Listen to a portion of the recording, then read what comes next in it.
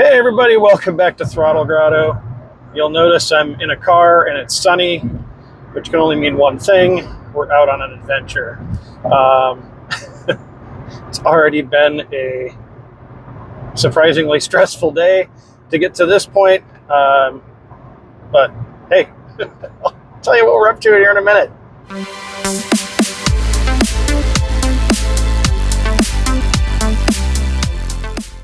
Okay, so we are making a mad dash for some parts down here. I think it's time for a quick recap.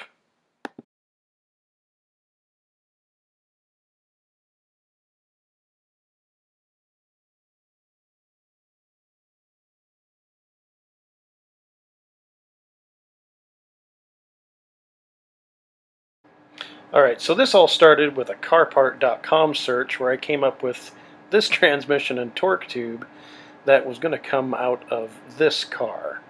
And you can't really see it here, but this is the VIN of the car. The junkyard would not ship them,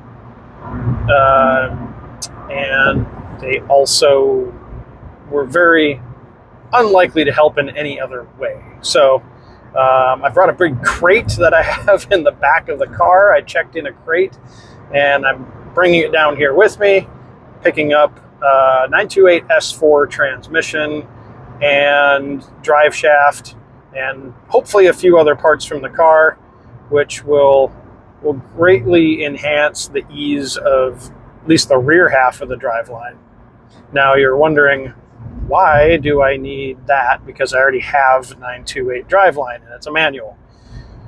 Because the S4 stuff is stronger, it's later, holds power better, and just overall is a generally better setup for what I'm trying to do as far as putting more power into the car. I took a chance, bought a round trip ticket one day from Seattle to LA. I flew down here this morning, extremely frustrated with the rental car process, and now I am on my way to pick up the parts, hopefully, and then pack them all up, throw them in boxes, ship back what I can, take some other stuff on the plane with me, and ideally fly back to Seattle in like 6 hours.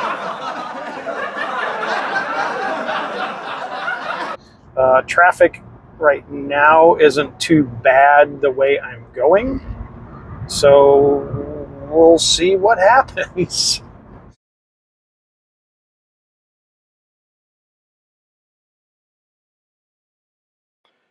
Alright, so this is the place in Fontana, California. It's called M&M Auto Dismantlers, and they have tons of stuff. It's a super old school junkyard, and this is no exaggeration. This is how the parts were just stacked everywhere. This was the only aisle through the whole thing. Everything else looked literally like this, just wading through car parts everywhere you went. It was amazing. So I will give them props. They had exactly what they said they had. I got the torque tube, I got the transmission, I got the clutch assembly, and they were super helpful in helping me like get it into the box, load it into the car. It was a pretty good experience as far as a junkyard went. Like, I didn't have any problems getting the parts and them helping me out. It was a pleasant experience. Then things got really, really frustrating. All right, for those of you wondering, the transmission actually fit in this box with a little extra bubble wrap, so I'm going to head into FedEx, see if I can ship it. I still have the torque tube, and so I have the torque tube and the clutch assembly to see if I can get shipped. Try not to take this on the plane if I can help it, but I don't know. We're going to find out.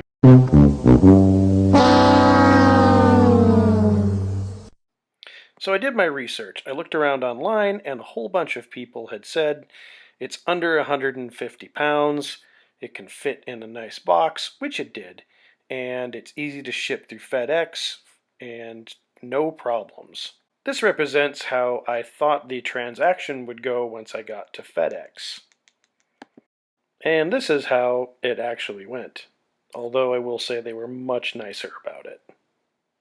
And this is probably actually me after they told me that the box weighed 170 pounds. Yeah, 20 pounds over. So as you can see, there's a lot of FedEx places to choose from in this area. The one that I chose to go to was the FedEx Ship Center, which is also the corporate headquarters. Now, they were the ones that said that my package was overweight, so they sent me to the FedEx Heavyweight Center, which...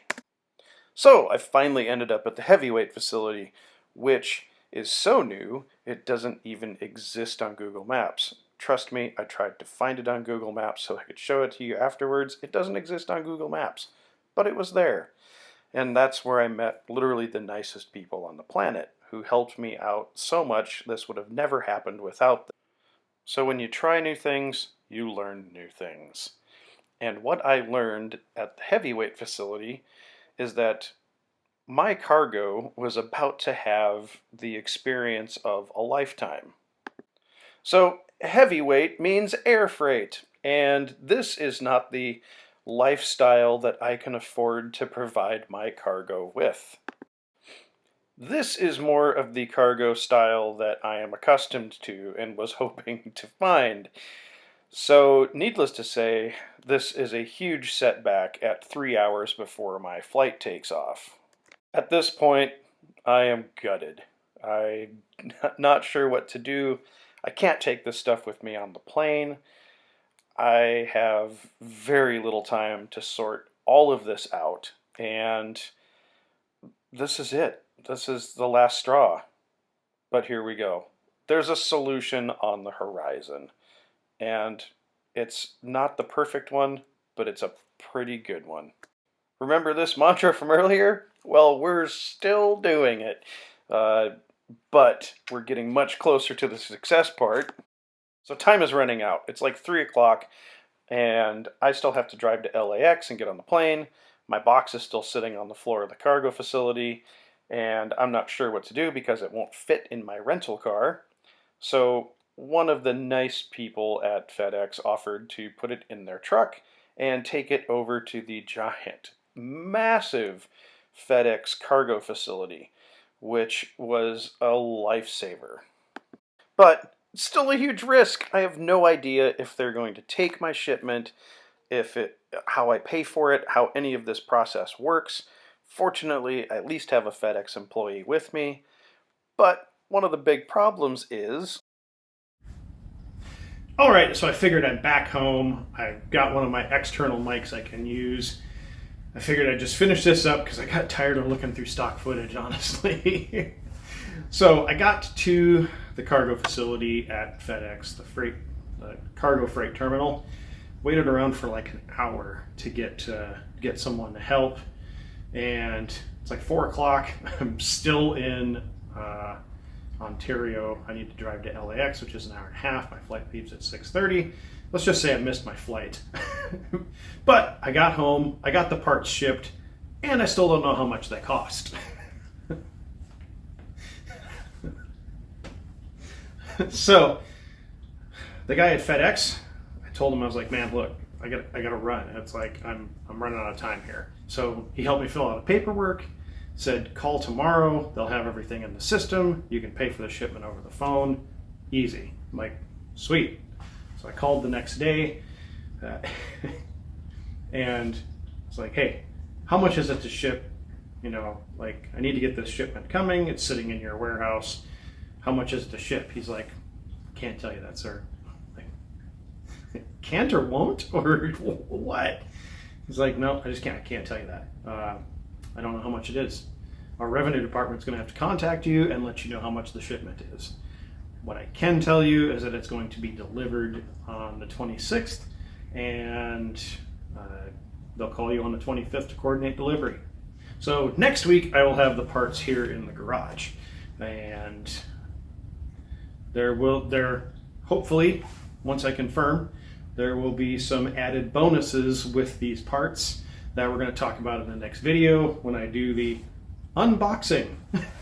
So I figured I would share my learning experience with you guys and the craziness of the trip, and hey, it makes for a great story down the road.